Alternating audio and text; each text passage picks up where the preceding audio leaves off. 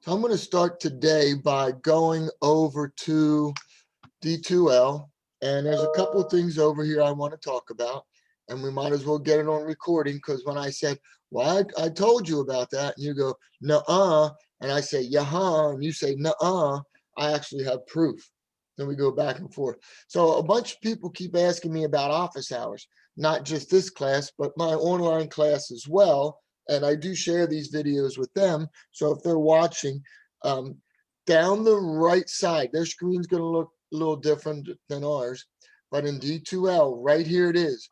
You click that button and it'll tell you when my office hours are available and when I have times available, because students are already signing up.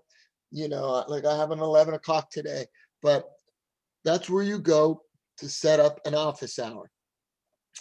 Dorian, you were in one yesterday, right?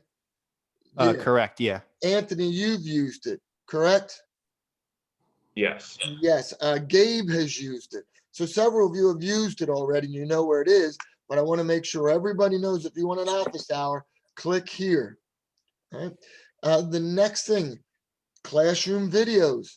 As soon as the class is done, till I render it and everything and then put it up, it's usually within an hour. Here are all of our old videos. Same with my online class. They have all of the live classroom videos to watch. Okay, the next thing, the next thing, this fellow right here, the discussion board, okay? What made my class last semester really successful was this was polluted with stuff. Now, nothing there from chapter 1, nothing from 2. We're starting to get some classroom examples from 3, but there just aren't many folks posting things. Another big spot is up here, program solutions. Jacob just posted one. So that's where you post them. I didn't know where to post the Right. So money thing. after your assignments have passed, the due date is passed, put them in there, because I've seen conversations of, oh, I didn't know you could do that. Oh, why didn't I do that in my program? It's much easier. You know, oh, you did that, but look what I did. I did it a different way. And if you want to become better programmers, these numbers over here on the right are gray. They're not blue. Because if they're blue over here, that means you're not reading any of the discussion posts. But in all fairness, there aren't many to read. I got that done. The next thing I'm going to take a look at, if I hit grades, and this isn't going to be anybody's grade, but this isn't what I want. Dropbox. If I look at Dropbox, here's what's killing people in this class. So there's 21 folks in this class. 19 out of 21 did the very first program. Only 19 there. Only 17 did 2.1. These are the easy programs, and a lot of folks are losing points fast. Only 17 did 2.2. 18 did 2.1. So you see why I have grades that just make me grind my teeth. People just aren't doing them. Now I'm preaching to the choir, because clearly 18, 16, 17 of you are doing it, but there are some that just aren't doing the code listings and, you know, this. So from my seat, I'm like, come on, especially the code listings. You know, all you're doing is typing. And here, code listing 2, only 16 out of 21 did it. Code listing 3, 17 out of 21. So those little points keep adding up more and more and more. Okay, next thing, assignment 3.1 was one that you just did. And I want to go back and show you the very first thing I do. Where is it? Where's my hairbrush? We're familiar with this, right? We have that, we have that. I need to go see why that didn't pop up yet. Ba-da-ba-ba-ba. So you can't see most of these. Well, you can't see any of them now because I have them hidden, but there's one, okay? That's the test data I use for a program. I'm scrolling down, and there's another set of test data. That's for assignment 3.2. Here's test data for assignment 3.1.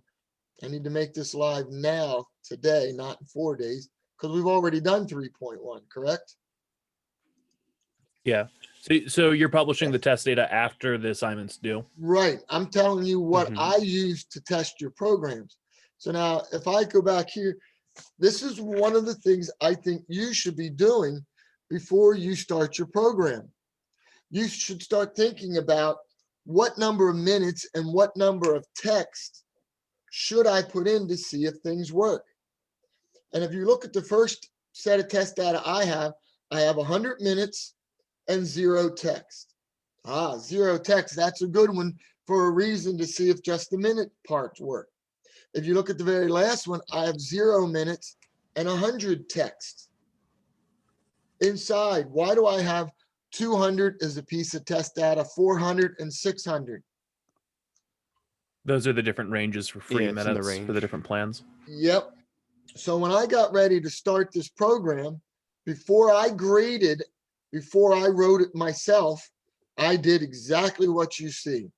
And as I did it, I made sure all of those numbers for ABC, Horizon, and Tint, I made all those up, by the way. That's pretty clever, wasn't it?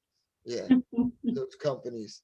You know, I should have made it A, B, and B, but I needed to do that so I could start to see what logic is necessary for me to do the program. So I did my test data.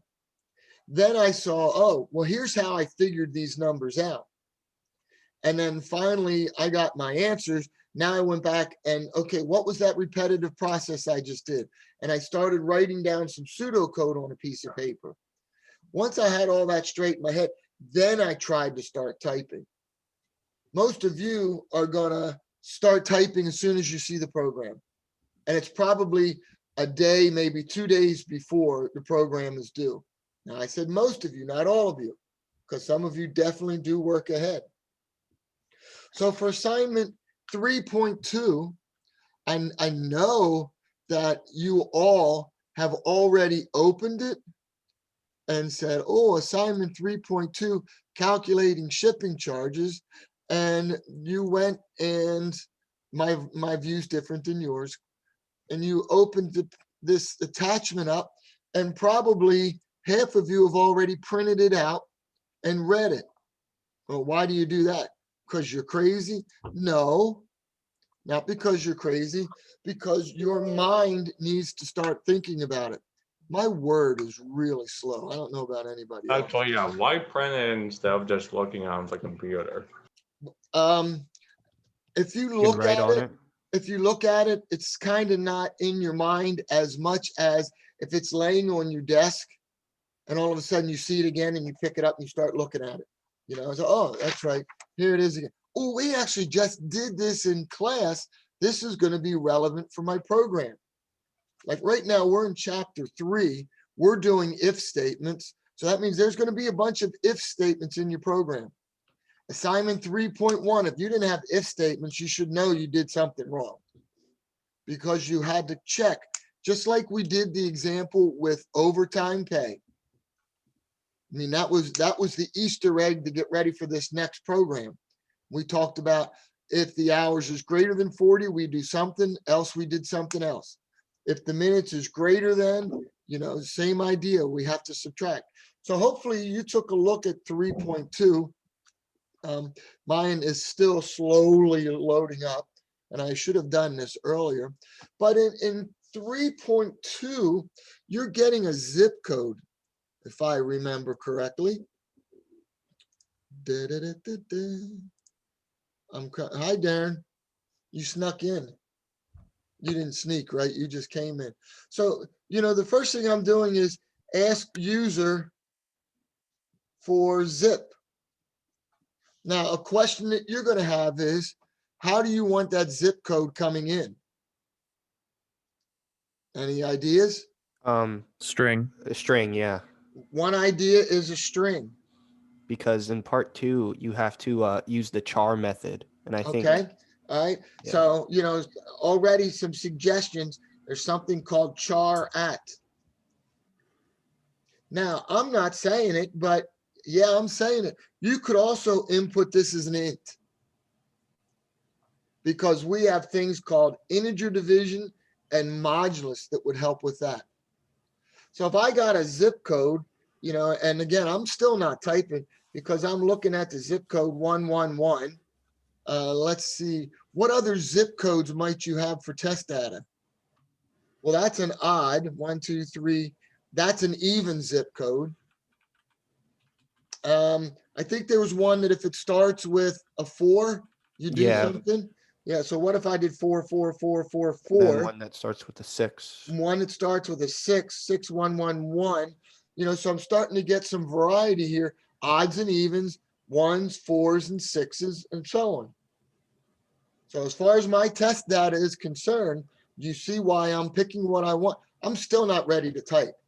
Some of you are ready to type, but I'm not ready to type. Okay, I'm still not sure if using char at is the best way to do this, or using int when I input my zip is the best way to do it. Okay, so I do have 2 possibilities. You have 2 possibilities for this program. Then you start looking at, I'm going to have a certain, I think there's weights that I could work with, right? So these are some different zips. I have different weights that one of them is less than or equal to 5. Is that correct? Yes. Yeah. What other weights might I put in? So example weights might be less than or equal to 5. So let's say 4. Give me another possible weight. 6. 6. So in my test data, I want to have these different weights. Are there more to try? 10. 10? I mean, these aren't just numbers you're throwing out. There's reasons why you pick 10, right? Yeah. Yeah. Okay, is there another one that I want to make sure I test?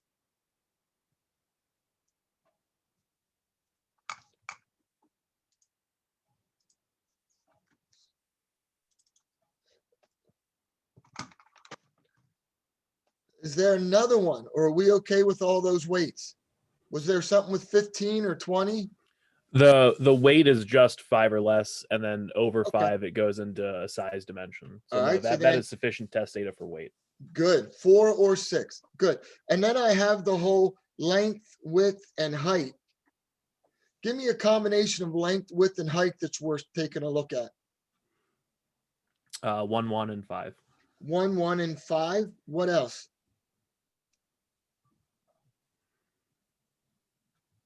Two, If I 2, could- and 5. What's that? 2, 2, and 5. 2, 2, and 5. That's going to give me 5, 10, 20. First Mhm. one gave me 5. So I'm guessing there's a reason 5 was picked as a total here, right? Guessing there's a reason why that's picked as a total. So now I know these are different zips I want to try, different weights, different combinations here. Are there any more combinations here that you might want to try? Oh yeah. Go ahead. What else?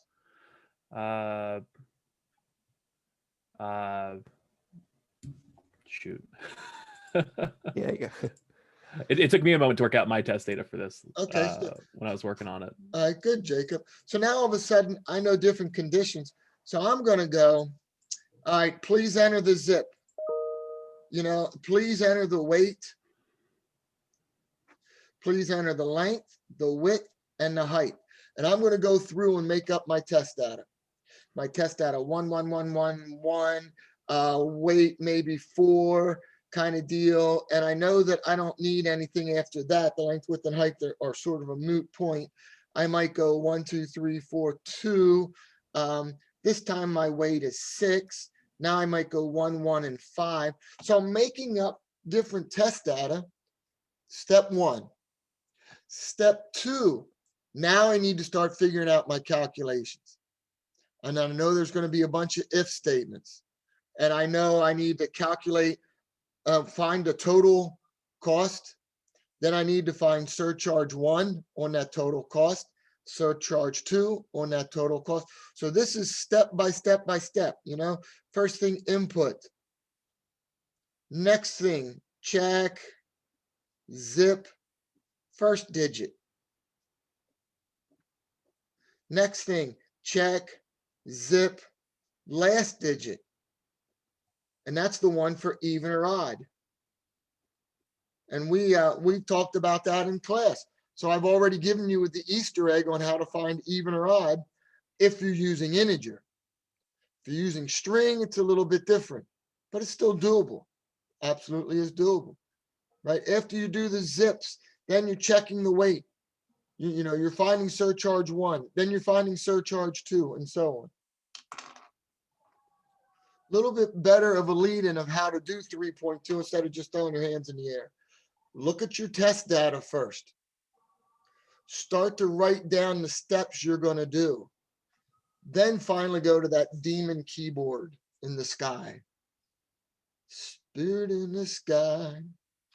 Okay. Test data. Hey, Professor. Hey, what?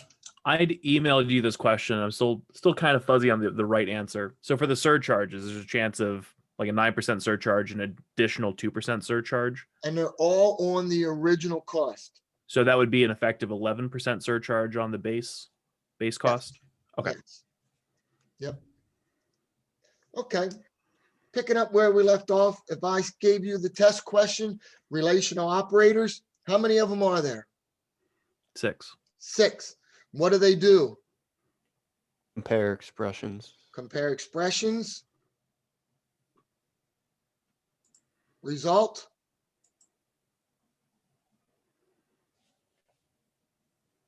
Boolean. Yeah. Logical operators, how many are there? 3. 3. It was the and, oh, that's beautiful. The or and the not. They compare Boolean, result, Boolean. Sorry for the scribble. I'm trying to write fast.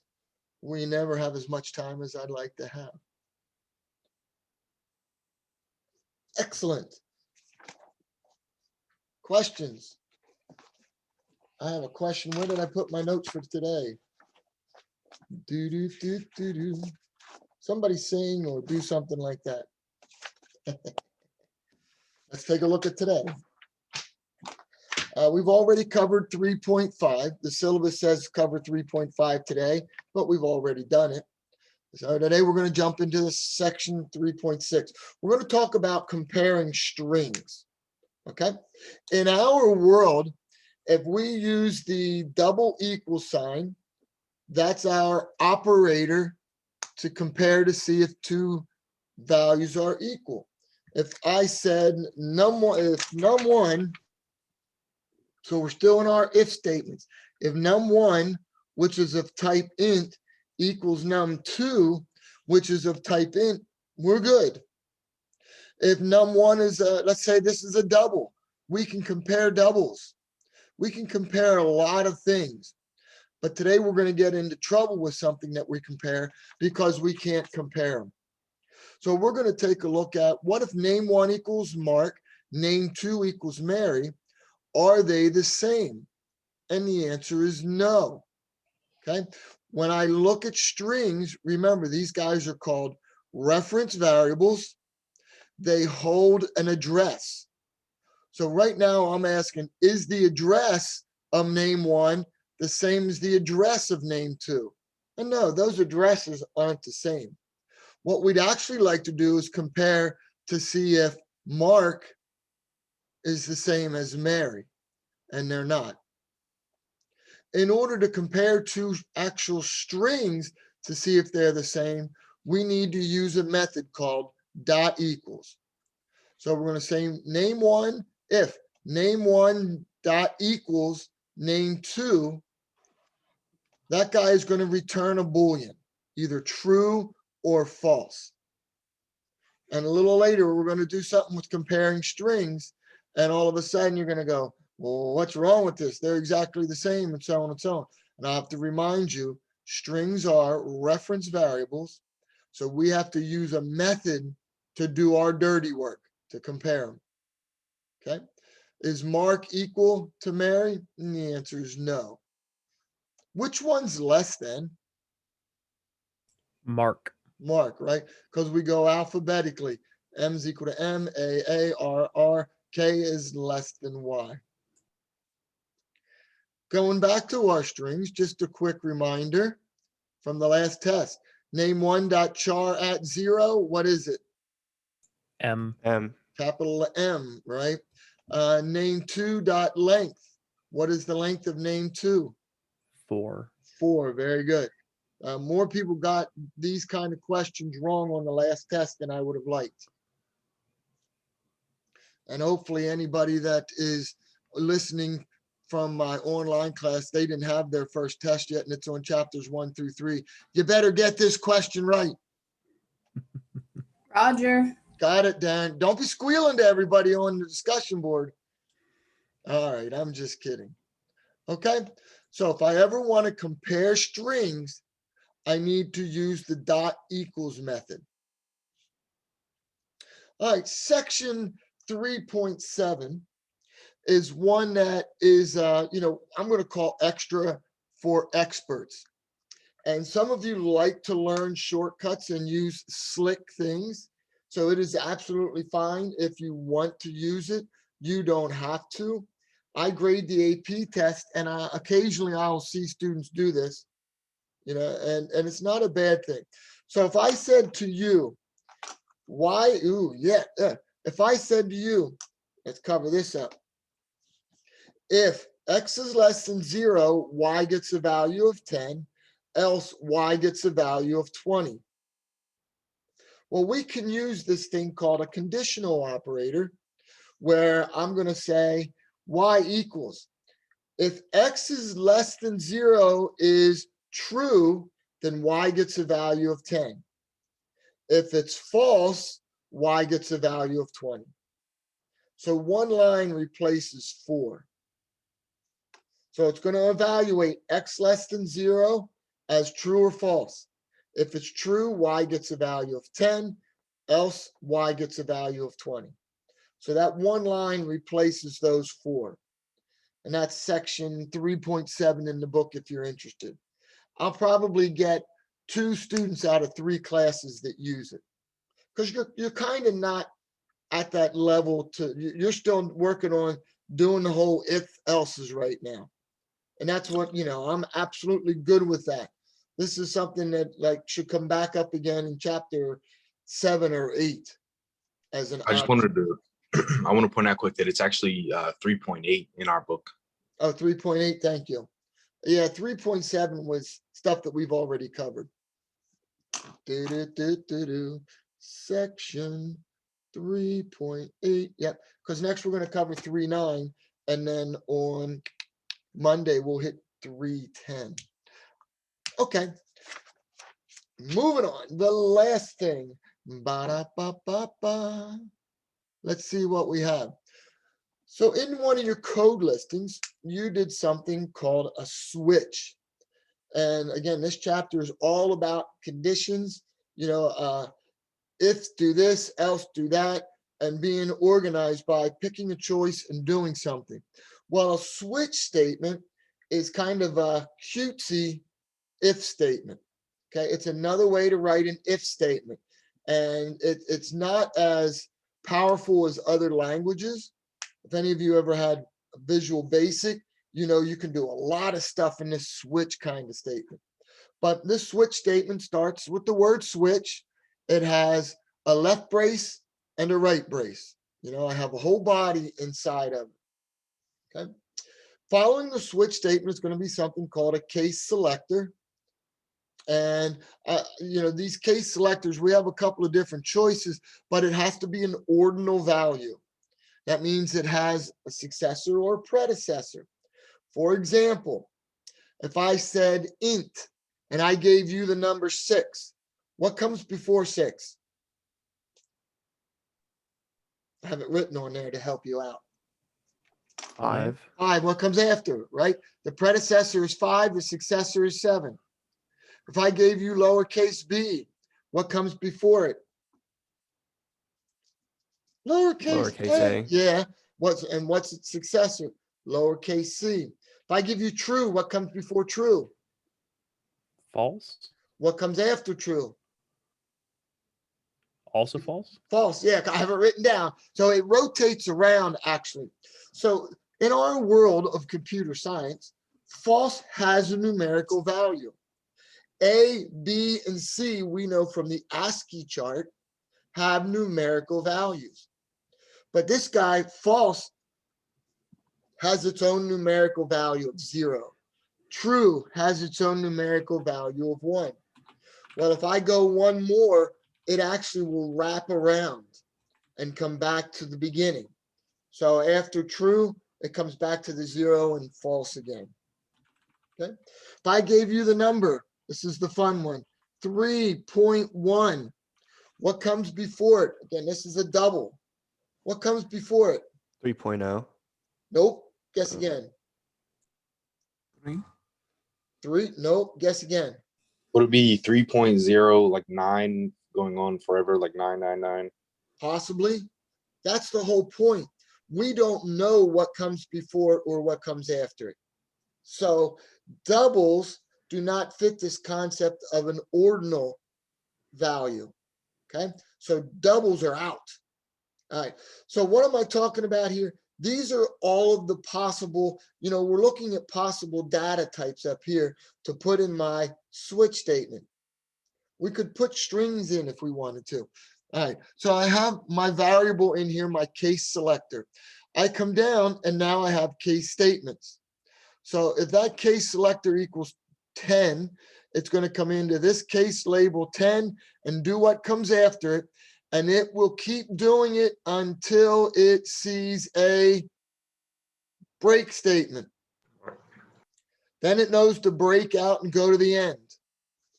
What if I went, nah, I don't see nothing. I don't see a break statement. And my case selector is 10. I would then execute what follows the 10. Could be one line, it could be multiple lines. And then where would I go? Case 9. I'm not breaking, right? It's going to dribble down to case 9 and it's going to keep doing whatever's there. There's a break. Now it knows to get out.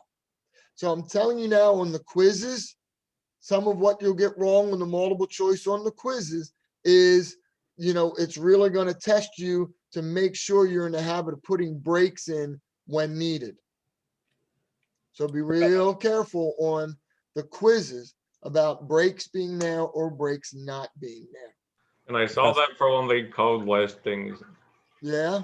I believe it deliberately left out breaks for Yep. some of the cases so they could have multiple different options to actually Right. do the same thing. Right. And I don't want you getting any quiz questions wrong. So I'm like standing here, you can't see me, but I'm waving my arms, I'm jumping up and down, trying to point out that, this is where folks are going to get a couple of questions wrong on the quiz and on the test. The break statements are going to foul you up. So do you have to have break statements? No, they're not required. Okay. Are you going to use them almost every time? Yeah, you're going to use them almost every time. But here's a situation where if I gave a quiz and the quiz grade, you got a 10, you might not put anything, but if you got a 9, you could then put excellent, you got an A. So it would take care of 10 and it would take care of 9. Otherwise, this quiz was easy. Why did you not get an A kind of deal? Okay, the last one is the default.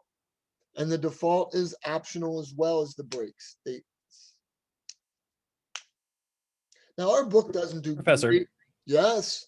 Is the break statement under default needed? What do you think? No. Correct. It's a no. Right? It's not required. Habit. If I was typing something up with a switch, I would put it in just because of habit. But no, it's not required. Our book doesn't have very good examples. You may want to Google Java switch statements to see some. I think our book has a lot of string ones in there. But okay. So now what I want you to do, we're going to break into groups and you're going to write a program. And it's, I go to Sheets a lot. I love Sheets. Friday mornings, I get up and go early, and I realized I've turned old because Friday mornings I get up and I go to Sheets and I buy my lottery tickets and I get my once a week sheets breakfast and my big sweet tea. And I come home and I usually start meetings by 9 o'clock because I have a lot of meetings every Friday. So when I go to sheets, I always think, well, they have some kind of point system. I don't know how it works, but the point system, if you have 0 to 9 points, you can get a free French fry. If you have 10 to 19 points, you can get a free drink. And of course, we all know we're going to get a large, half unsweetened, half sweet tea for a drink. It's cut. It's called cut. That's what I drink. I need it. All right. You don't want to see me on caffeine. If you have 20 to 39 points, it's a 6-inch sub. If you have 40 to 59, you get one of those fancy schmancy coffees. But I won't do that. I'll get a couple of drinks. I'll just reuse my points. And if you don't have what? I have a question. Yeah. For the previous thing using modulus in this manner, I used a math.floor method instead. I did not know how to properly use the modulus for this. Okay. So yes, you can use modulus, and I can talk to you about it in a little bit. So how many points do you have? Well, I want you to get a random number from 0 to 99. Depending on what you get, you can then display, hey, you're eligible for a free French fry. So this is like the old Boscov's days where you go in and they had Boscov roulette. That's when Boscov's was bigger than Kohl's. But you're going to get a random number from 0 to 99. I want you to mod. Is it mod or is it? So, I don't want to write a switch statement from 0 to 9, but I'd like to, if I get, what could I use in place of 0 to 9? Well, Anthony was talking about, something, and I don't know, is mod our good hint here, or is integer division going to work a little bit better for us? That kind of the floor method gives you with division, it gives you the value without. So if I said floor of It's 15, essentially an inverted modulus. It gives you the value without the remainder. Right, Anthony. Anthony, if I said floor 15, what would you get? What is the 4 and what is the 15? Is it just 15? Floor of 15? Yeah, that kind of just gives me the 15, right? Oh, The floor floor 15. I eliminates- thought you said 415. That gives me 15. It eliminates the integer part. So I don't know that I want to use that here. What if I said 8 integer division 10? What would you get? 0. 0. 9 integer division 10. 0. 0. So yeah, if I use integer division on the number and I get a 0, I know it's a fry. If I use 15 integer division 10, what would I get? 1. 15 integer 10 gives me 1. Yeah, in fact, all of the teens would give me 1. And so you're going to do a random number 0 to 99, and you're going to do this. By the way, I always throw in these Easter eggs throughout, and I don't like to call them out, but could this possibly help with your zip code program if you decide to go with an int instead of a string? Huh? Not saying nothing.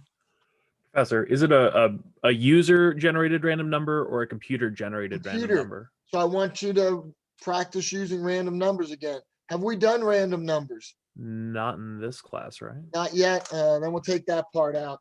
Okay. Yeah, we'll just have the user enter a number. Random numbers. User enter. We go over the parentheses for casting to integer.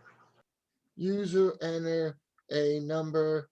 Anthony, quit talking when I'm typing, because then I forget what I'm doing. I squirrel too much. All right, ask your question again. Anthony, I was ask your also question. wondering, for casting to an integer, do you put parentheses around the entire equation or around one of the values? That would be up to whatever you're doing. Different situations will require different things. You're For not this casting here. purpose? Don't worry about casting in this program. Okay. Okay, good questions, good comments.